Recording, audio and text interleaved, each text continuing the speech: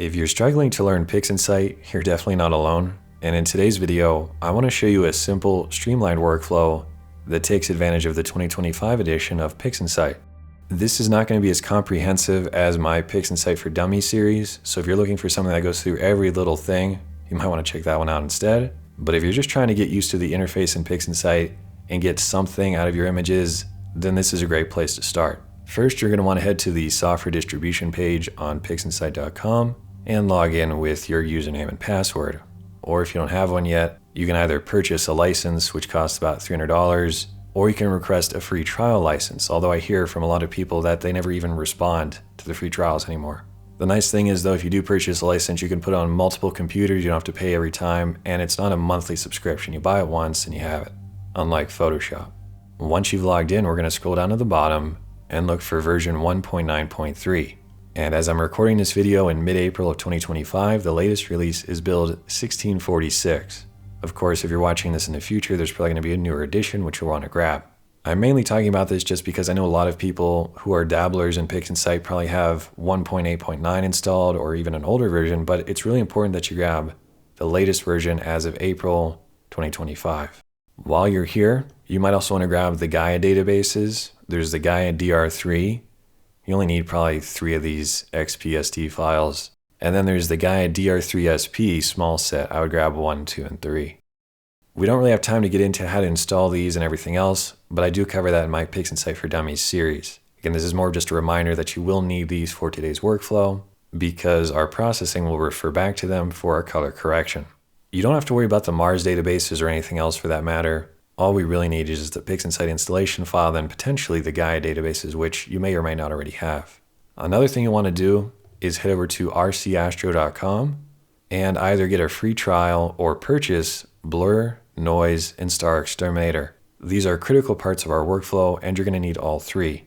And if I'm not mistaken, you will get a discount if you purchase more than one, so you might as well buy them all at the same time. They work great, and Rus Croman is working on new updates every few months. Either way though, if you're going to purchase or do the free trial, you need to create an account, and then you'll find the information under licenses. We'll talk about this more when it becomes relevant later in the workflow. Next, assuming that you have PixInsight installed, on your first login, you're probably going to see something about a thread performance that needs to be done. Just ignore that message and hit OK. We'll worry about that in a minute. What I'd like you to do is go to Resources, Updates, and then click on Manage Repositories. One of the nice new features in the latest version of PixInsight is that there's a load button, which means you can load anybody's repository file without having to come through here and manually add every single link, which was always very time consuming. And what I've done is if you scroll below the video, you'll see a link to my personal repository list, which is all the plugins that I recommend. You'll want to download that to your computer. Then once you've downloaded that file, you'll click on Load. And you should see this Zelenka PixInsight repository.txt. Double click on it, and it should load in everything that you see here. And for those that have a Windows computer with an Nvidia graphics card, there's one more link that you'll want to grab. That one is also listed in the video description below. It's called Tensorflow, something along those lines.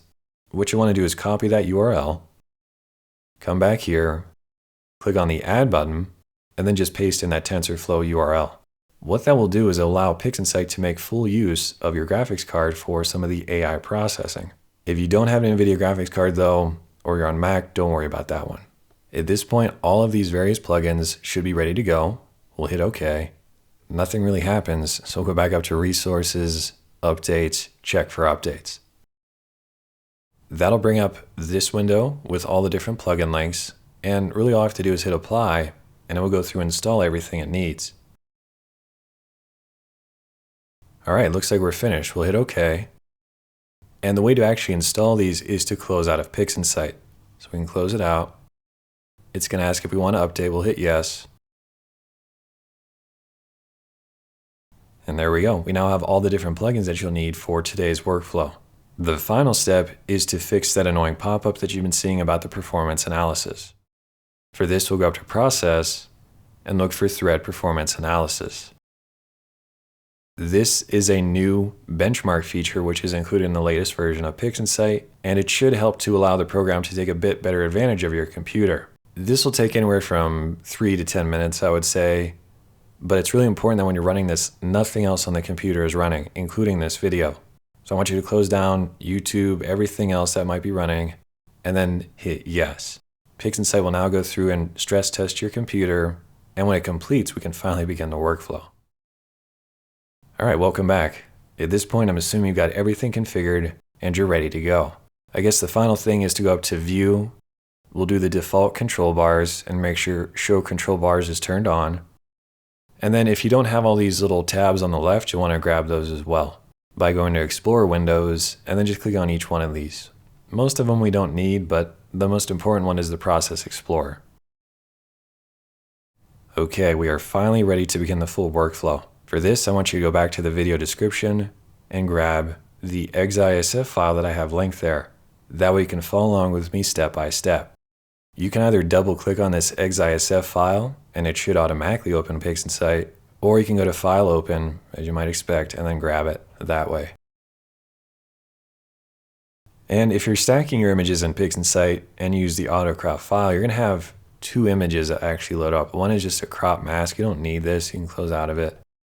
This is the actual data we want to work with. And as you can see, the image is very dark. We don't even see the nebula that's in the photo. That's because this image is in what's called a linear state. It hasn't been stretched yet. And we're actually going to do almost all of our processing while the image is still very dark like this. So I want you to understand that when I hit Controller Command A, I'd like you to do the same. This is just a temporary preview stretch which is applied to the photo. It will not become a permanent real stretch until pretty much the end of the video. So technically when we're doing these edits, the photo is still this dark, but we're just using this kind of preview stretch to help us see what we're doing while we still have access to that linear data. Now I want to explain my general approach to editing. Basically, I'm just looking at the photo, finding the most glaring problem, and then trying to think of the best and easiest way to fix that problem, especially for today's streamlined workflow. And as we noted, the image is very dark. The easiest way to fix that is to hit Controller Command A. That brings us to a new problem though. Now the image is very yellow. Sometimes it will be green, sometimes blue. Either way, we can fix this with a tool in the Process Explorer. You should have this on the left-hand menu. It has the gear icon. This is how we're going to access all the different tools and filters and everything else in PixInsight. And this is my preferred way of doing things. If you watch virtually any other content creator, they're going to have probably 15 or 20 buttons over here on the right. That works well for them, and a lot of people like doing it that way. But I have seen where those buttons are not reliable and they don't always work as intended. That's why I highly recommend you just stick with the Process Explorer for now, because everything you need is right here. There's even a search window up top so you can quickly find what you're looking for. In my case, I'm looking for Spectro. And even if I just type in SPCC, we can find all the different tools that have that name. Spectrophotometric color calibration, that's what we're trying to find. That was a lot easier than going through Process, All Processes, and scouring through this list. And again, if you don't have your Process Explorer on the left, just go up to View, Explorer Windows, and you can grab it right there. Anyway, we're going to grab Spectrophotometric color calibration, and then we'll double click on it. The default settings should work fine unless you're using a narrowband filter or you have something other than a ZWO camera. In those scenarios, all you really have to do is just click on the red, green, and blue filters and change it to whatever best represents your setup. For example, if this was a narrowband image that I was working on, I'd probably go with the L Enhanced or the L Ultimate, because those are the two filters that I use with my ZWO camera. Or if I was using my modified Nikon Z6, I could probably find that from the list somewhere. Yeah, there we go. Nikon Z6. I can do that for red, green, and then blue. Now, not every filter or camera is going to be listed here. That's why I'm suggesting if you're not really sure what to do, just leave it on the default settings and see how that works. In this case though, like I said, I didn't use any filter, so the default settings should be fine. The question is, how do we actually apply this to the image? And this is where everybody gets confused with PixInsight, because the normal conventions that we're used to, check marks, X's, things like that, they don't exist here on some of these tools. All we have is a triangle, a square, and sometimes there'll be a circle. Basically, if you click on the square, that will apply this particular filter or process to the most recently clicked on photo. And that might not be a good idea, because if you have 3 or 4 images loaded up and you accidentally click on the wrong one, then you click on the square, it's not going to work as intended. The safest way to use PixInsight is to drag and drop the triangles. When I drag and drop this triangle onto the photo, that will apply these settings to this particular image. that we know you're getting what you want.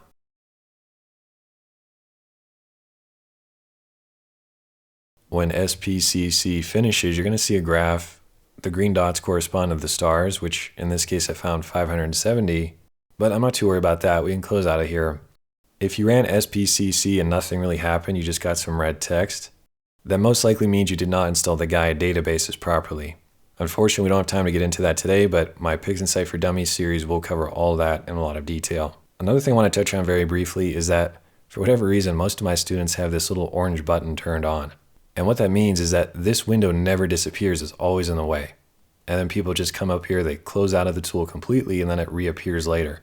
So if this is driving you crazy, just click on the orange button, and now when you hover away from it, the process console disappears and you can get it back just by hovering over it again.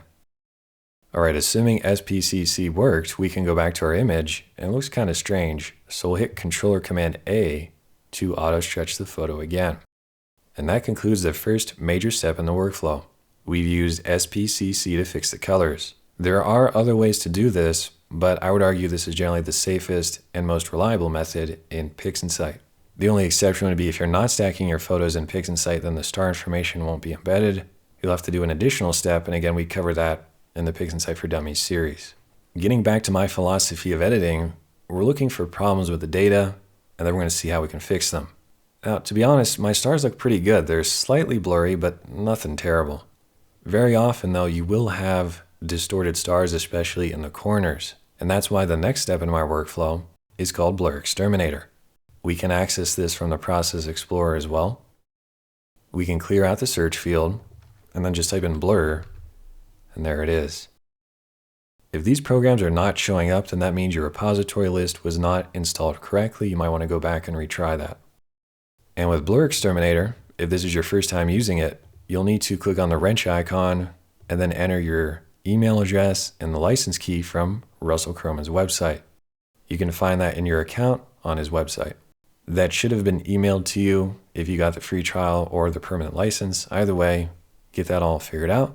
And the way this tool works basically is we have a correct only button at the bottom. I recommend you turn that on. With correct only enabled, all it's going to do is try to make your stars spherical. And that's going to be great if your stars are deformed from the telescope itself or tracking issues, whatever it might be. With correct only turned on, we'll drag and drop the triangle onto the photo. While this is running, I want to mention that if you installed the Tensorflow repository and you have a Windows computer with an Nvidia graphics card, this will only take about 10 to 20 seconds to complete. If your computer does not have an Nvidia graphics card though, this might take upwards of 10 or 15 minutes to finish, which is ridiculous. And that's really going to slow you down in the long run. That's why I'd highly recommend, if you're looking to buy a newer computer, either get one of the new Macs or get a Windows computer with a built-in Nvidia graphics card and install the TensorFlow DLL. To be honest, that took way longer than expected on this computer. It normally takes 10 to 20 seconds. It took over a minute, maybe just because I'm recording. But in any event, BlurXterminator correct only is finished. And what I want you to do is maximize the file by clicking on the little plus button. Zoom into usually the corners, those are the worst. And then in the upper left corner, we have an undo and a redo button. We can undo BlurXterminator and then redo it to see the before and after. Like I said, in this case, it was very subtle, but if your stars were actually blurry, you're going to be amazed just how well that worked. All right, so we've run BlurXterminator once, but we can always run it a second time by turning off correct only. This time we can sharpen the stars and the nebula. You got to be careful though, because I see very often on my images where if I try to sharpen the stars, it actually makes them look worse. They tend to have a dark halo around them. And that's why for me personally, I turn sharpen stars down to 0, and I only focus on the non-stellar or the nebula or galaxy sharpening. The best way to do this is to zoom into a detailed part of your nebula or galaxy, then click on the real-time preview button. This is kind of that hollow circle towards the bottom. That'll bring up a real-time preview, and to actually see this better, if I click on this button, the concentric square select preview looking button, then I'll drag out a little box to zoom in to my iris nebula. Now it's easier to see what we're doing. Then I'll adjust the sharpen on stellar slider one way or the other to see how that affects the nebula. For this particular image, it's very subtle. I'm going to have to zoom in all the way. Mainly look at these ridges right through here. This is the maximum amount of BlurXterminator. Here's the minimum. See how it is a bit soft actually? Now on some targets like the Crescent Nebula where you have a lot of fine detail, it's very easy to push this slider too far and actually make the image look worse. That's why I recommend you use a real-time preview, zoom into the most detailed part of your nebular galaxy, and then play with the slider until it looks good. When you're happy with the results, we'll close out of the real-time preview. Then we'll drag and drop the triangle onto our actual image. That was a lot faster this time, just 22 seconds. And if we do another before and after, you can see how the details are just a bit more defined. And again, if you actually had a blurry photo, BlurXterminator would do a remarkable job of making it sharper. The next step in the workflow is to run StarXterminator. And just like everything else, we go to the Process Explorer, type in star, X, and there we go, StarXterminator. You might have to also click on the wrench icon and load in your email and license key for StarXterminator if this is your first time. But this is a very simple tool. Just turn on Generate Star Image, and then drag and drop the triangle onto the photo. The only exceptions to this are if you're working with a wide field image where you have tons and tons of stars, then it's recommended to turn on large overlap. That will prevent any sort of weird artifacts in the background. And also, you can go to Select AI. There are 3 different AI models to choose from, and I recommend just doing the default StarXterminator. The other 2 algorithms are more if your computer can't handle StarXterminator if you don't have the Nvidia graphics card, but for most people, the default algorithm works fine. All right, so again, all you have to do is turn on Generate Star Image, and then drag and drop the triangle onto the photo. At this point, we now have 2 images, one which is the extracted stars, and one which is the starless background. You might want to rename these to make it easier on yourself. We can do that by double-clicking on the name tag. I'll call this one Iris. And then for the stars image, I'll just call it Stars. We're not really going to do anything to the stars other than add them back at the very end of the workflow. So I might as well shade or minimize the stars image and just put it up over on the right. We don't want to close it though, we will need that later. The reason I wanted you to remove the stars is because now you can actually see all the amazing dust and nebulosity in the background. And this will make it easier to identify any sort of gradients or vignette, which we're going to fix in the next step of the workflow. Before we do that though, this would be a great time to talk about the ScreenTransferFunction tool. For this, we'll type in screen, and there it is, ScreenTransferFunction. We've actually been using this the whole time without even realizing it. Every time we hit Controller Command A, we're essentially clicking on this little nuclear button to auto-stretch the image. It's really important to understand though that whenever you have the ScreenTransferFunction, you need to turn on the little blue check mark in the lower right. This will confirm that it's targeting the correct image. Notice how it says Iris? But if I click on the stars photo back here, now it says stars. If the check mark is not turned on, this tool is not going to work the way you want. Anyway, with the Iris Nebula photo selected, what we're going to do is actually play around with the auto stretch to make it easier to see any sort of gradients or vignette in the photo. For this, you want to click on the little plus magnifying glass. This has now changed the tool that we will alter the ScreenTransferFunction with. And if you recall, the image is still very dark. It's linear. It's pretty much pitch black, which means that our black point and our midpoint are hidden way over here on the dark side of the red, green, and blue. Really, all you have to do though is just make sure that the plus button is selected, go to the far left of your red, green, and blue lines, and then click a bunch of times. Every single time you click, you get closer and closer in to your black point and your midpoint.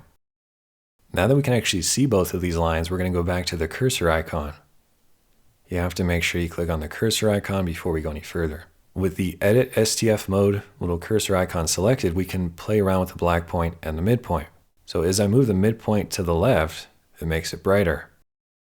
As I move the black point to the right, it makes the image darker. What you want to do is move these points closer together to accentuate the color cast, the vignettes, and the gradients that are built into your photo. Something like that would probably be fine. This is just temporary to help us see things better. When you've made your adjustments to look something like this, we're going to shade the ScreenTransferFunction, just put it up out of the way. The next step in the workflow is to fix the vignette and the slight gradient in my photo.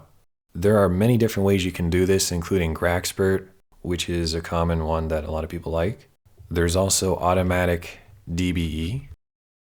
The benefit of both of these tools is that they're pretty well automated. You just have to drag and drop a triangle. However, I will say that for me, I get the best and most consistent results with dynamic background extraction.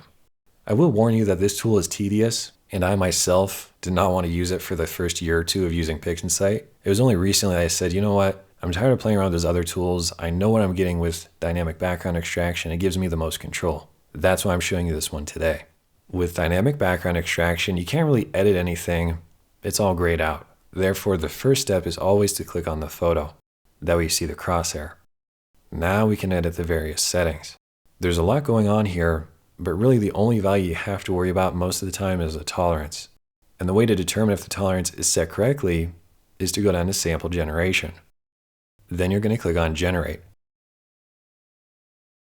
What this has done is it's placed points throughout the photo where it can kind of figure out what's going on. And what this is showing me is that it is not able to see what's going on very well. It only placed a few points. In other words, we need to adjust the tolerance.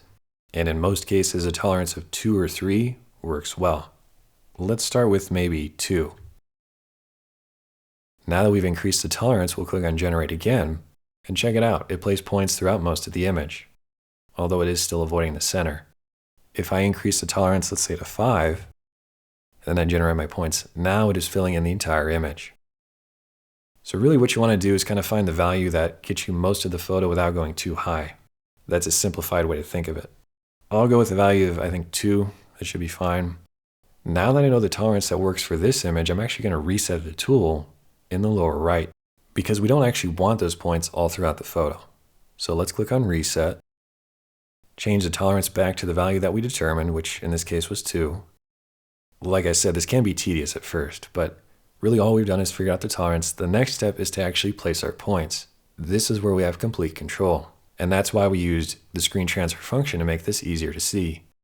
What I'd like you to do is place points just by clicking throughout the photo where there's black background of space, no dust or nebulosity. That should give you the best results. And it looks like my current sample radius is really small at 5. Let me push that up to maybe 20.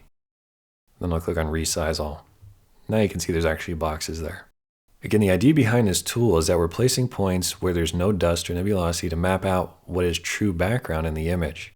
That will help to fix any sort of weird color casts, as well as vignette and gradients in your photos all at the same time. This is what makes it one of the most powerful tools in PixInsight when used properly. However, there are some things to note. This photo was taken in probably a Bortle 2 with no light pollution, but if you did have a lot of light pollution, that will interfere with the effectiveness of this tool, and it might actually make the image look way worse. The same would also be true if you didn't have a lot of data. It's going to help to accentuate all the grain in your photo. So understand that in some cases, DBE will actually make the image look worse, and that could be because you either had too much light pollution or you didn't have enough data. The only other thing we need to talk about is the point placement. It would be better to put fewer points that are well placed than lots of points that are poorly placed. And I think right about there is probably good enough, at least for our first edition. So when you think you've got your points set throughout the image like this, that'll map out the weird kind of gradient I have. We'll go down to the target image correction field.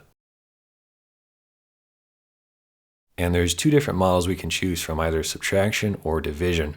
If you were to hover over this, it would tell you exactly what it's doing, but basically you're going to use subtraction if you have light pollution or moonlight in your photo, and then division if you don't have any light pollution.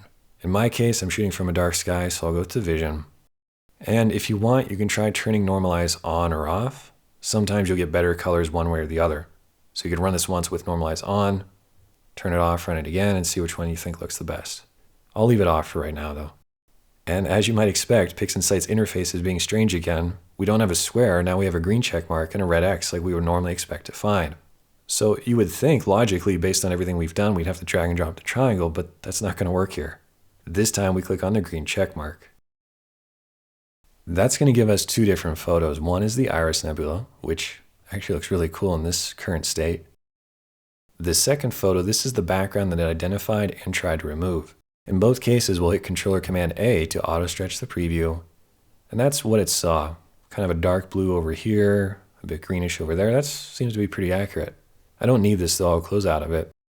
This is now our new photo. which will auto stretch with controller command A. It does look a lot better.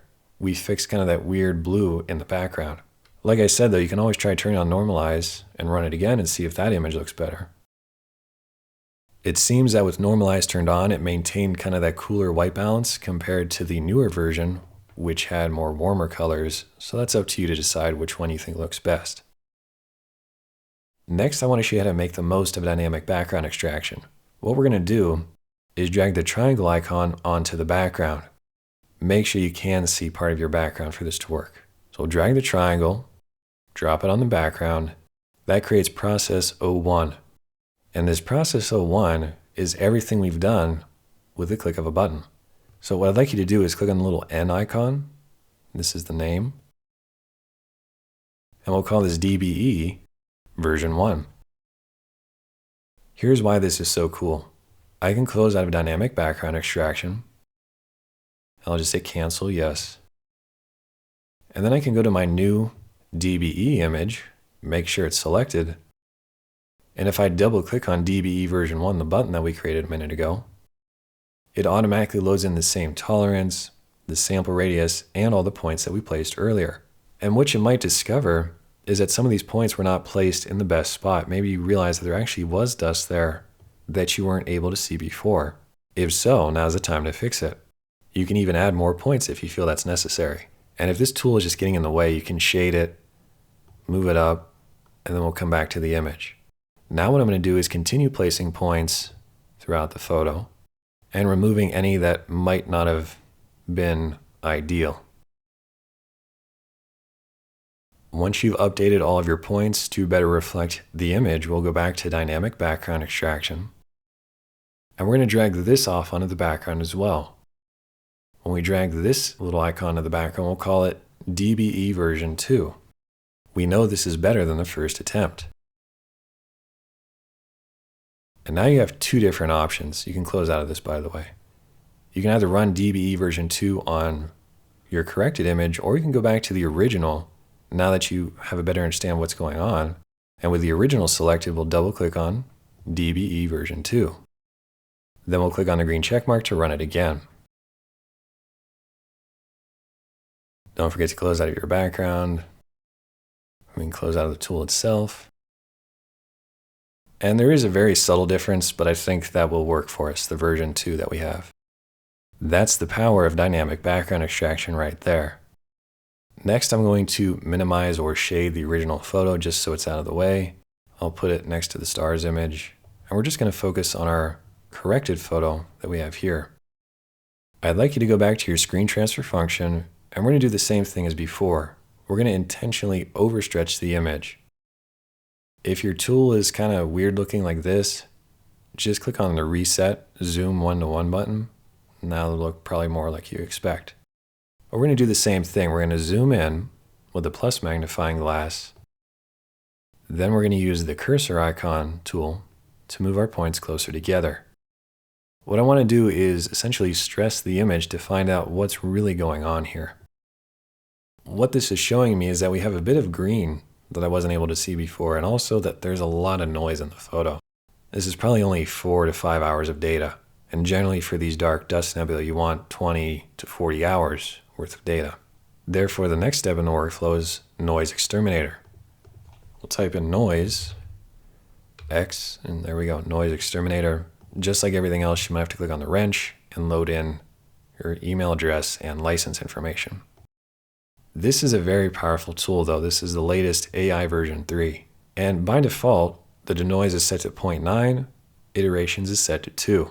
Rus Croman has a great write-up of how this tool works on his website. I'll have that linked down below if you want to read through it. He explains what all these different sliders do, because if you turn on the 2 checkboxes, you have way more control. Basically, HF stands for high frequency. That's kind of all this ugly grain throughout the photo. LF is low frequency noise. That's kind of the splotchiness in the underlying image. The iterations generally works better with higher values, so we'll go with 5. And the only real caveat I have for you is that you don't want to overcorrect the image. If you put everything to 1, it's going to really wipe out all the grain. It's going to look kind of strange. I'd rather have a little bit of noise in the photo. But because this is a streamlined workflow, we'll just stick with the default setting here, where we only have denoise and iterations, and I'll put this to maybe like 0.7 or 0.8. And then we'll drag and drop the triangle onto the image. Actually, before I do that, one other thing to say is that if you turn on the real-time preview, then what you can do is zoom into the photo somewhere, maybe up over here. And when you're zoomed in really close, you can now start adjusting all the various sliders to see what they do in real time. So if I turn on the high frequency color noise correction, you see it's really ugly. So we definitely want a lot of that. And if I turn down the high frequency intensity, that's kind of just like the grainy or sandiness part of the photo. So we want that fairly high, but it also does allow some texture in the image. If I go too far, it looks kind of fake. And then for the low frequency noise adjustments, that'll best be seen from a wider field of view, somewhere out over here most likely. And as I lower the low frequency noise, you can see that there's kind of these ugly color model splotches throughout the photo. This will help to fix that. And then same with the low frequency intensity.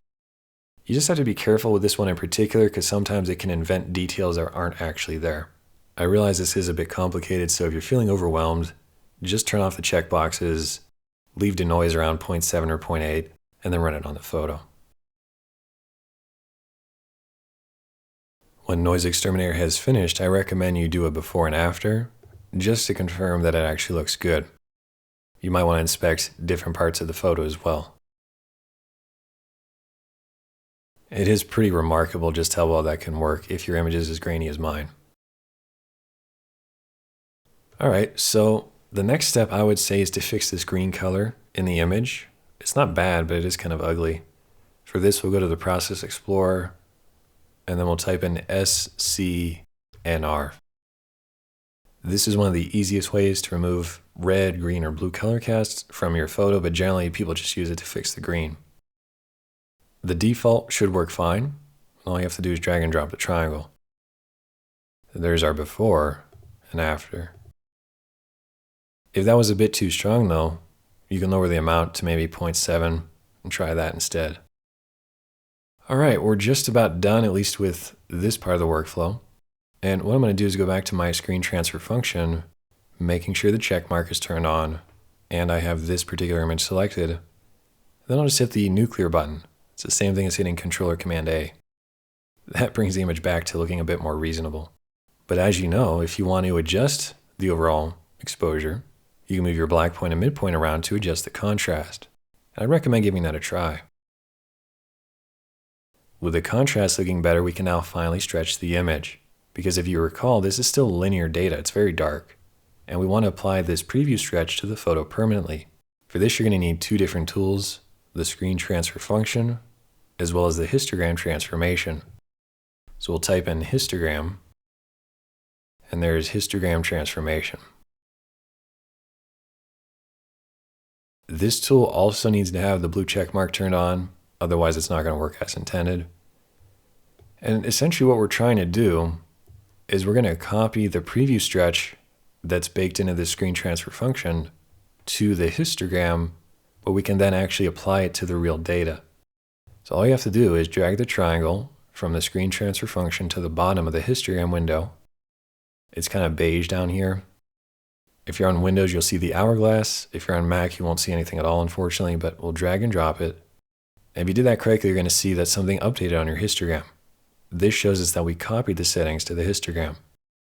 Now we need to apply this to the photo. And there's two different ways to do that. We can either click on the square, which is kind of risky, or we can just drag and drop the triangle onto the image. If you did that correctly, it's actually going to ruin the photo, which is normal. All you have to do is click on the reset button for both the histogram transformation and the ScreenTransferFunction. And now finally we have a stretched image that is no longer linear. The histogram has been stretched and we can see the red, green, and blue. And before we forget, we need to do this to the stars as well. So I'll click on the stars. That way it's selected. You can see that ScreenTransferFunction is targeting the stars as well as the histogram transformation. Then all we have to do is drag and drop the triangle. And this time I'll just click on the square and that will apply it to the star's image. Then we reset both tools and our stars and our background are fully stretched and we can do whatever we want to them. At this point in the workflow, I'd normally take this into Photoshop and do a lot of processing, but I'll cover that in a follow-up video if you're interested. I personally find that Photoshop or Affinity Photo is a much easier way to work on your artistic edits, like the contrast, the color, and more. Still, you could do some basic adjustments if you want. For example, if I go to the Process Explorer and look for curves, we have a curves transformation.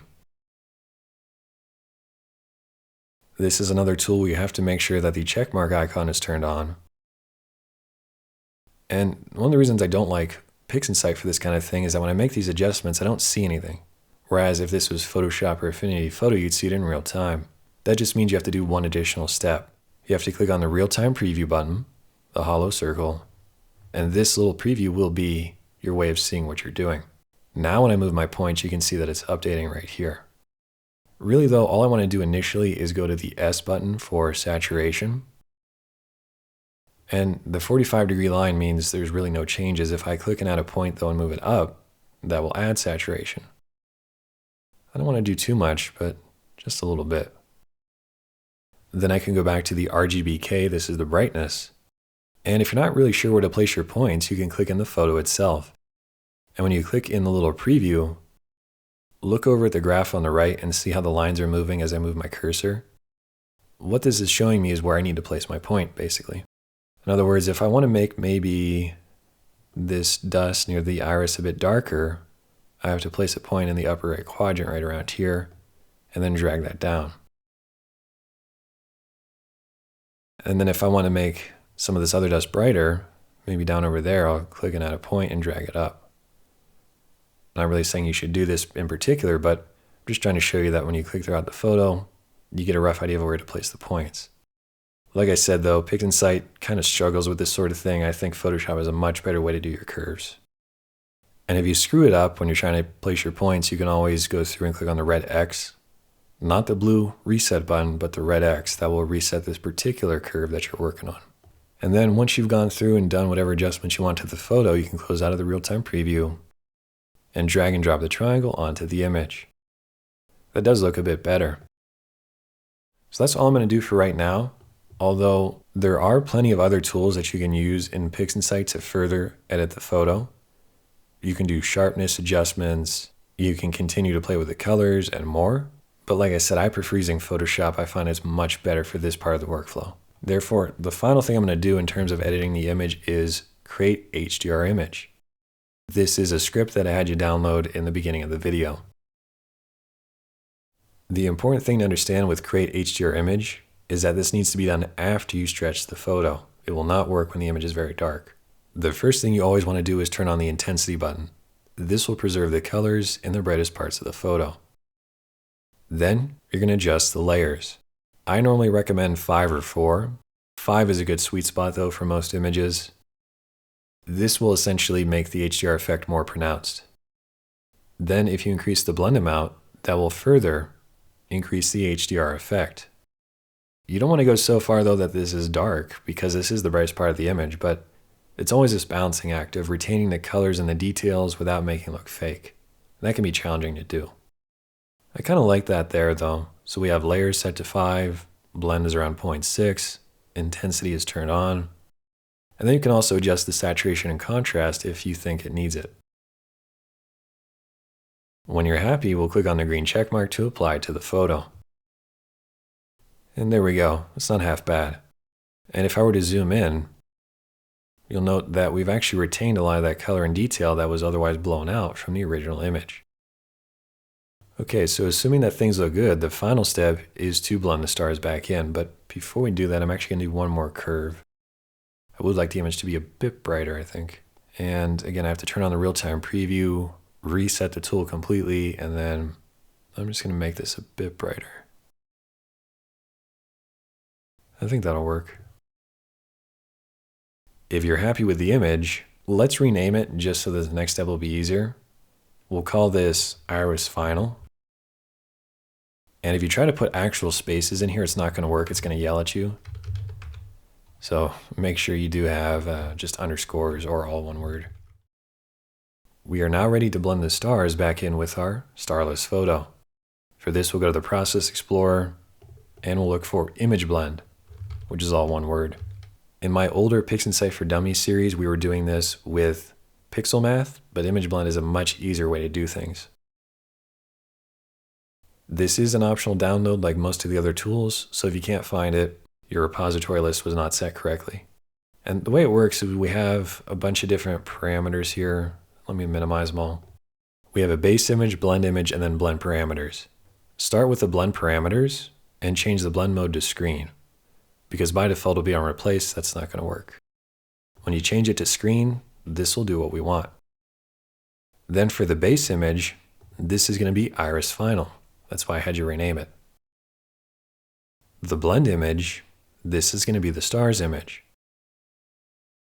And when you load in the stars, if they look really dim, it's most likely because you forgot to stretch them at that point in the workflow. You might want to go back and rewatch that section. But by default, the stars are usually very intense, and that's why we're going to adjust the midtone slider for the blend image. The default value is 0.5, which is really strong, especially if you have all this nice dust. And the higher you move the midtones, the better the image will look. I'd recommend starting off around 0.8 or 0.9. See how much better that looks at 0.92? You can actually see all the dust there. You could push this even further if you wanted to though, like 0.96 or something. Just continue to play with this slider until the image looks good. And then if you're ready, we might have to minimize some of these tabs to allow us to find the green check mark in the lower left. When that completes, you can close out of the tool, and there's our final image. I think we can all agree that while it might not be perfect, it's come a long way from that ugly yellow thing we saw at the beginning of the video. If you're happy with the way things turned out, then the only thing left to do is save this either as a JPEG, or you can even save the entire PixInsight project, which is not a bad idea. For this, we'll go up to File, Save Project. And the reason I recommend doing this is because it retains everything that you see, including the actual positions of the images, as well as the history states of those photos, which means you can go back at any time, see exactly what you did, or edit the photo at certain points in the workflow to get a better result. And all you'd have to do is click on the folder icon, save this somewhere where it makes sense. You can call this Iris. And then at that point, just hit OK. You can also go back up to File, Save As, and do a JPEG. That would work fine. I would recommend doing quality of 100 though for the best results. And that's going to do it for my streamlined workflow for PixInsight in 2025. I know that was still a lot to get through, but with a little practice, you can get through this workflow in probably 20 minutes or less. The final thing I want to say is that if you watch other content creators, everybody has their own way of doing things, and they might do their gradient correction at the very start of the workflow, or any number of things they might do differently. But what I've shown you today will work on 90% of the photos, and it should give you a great final image. If you enjoyed the video, you might want to check out my Deep Space course that has over 90 videos, 22 of which are full workflows like we did today. There's also videos on picking the best gear that'll make your life easier, how to actually take your photos, and much more. That's all available in my Deep Space course. But that's all I've got for you today. Thanks for watching, and I'll see you in another video.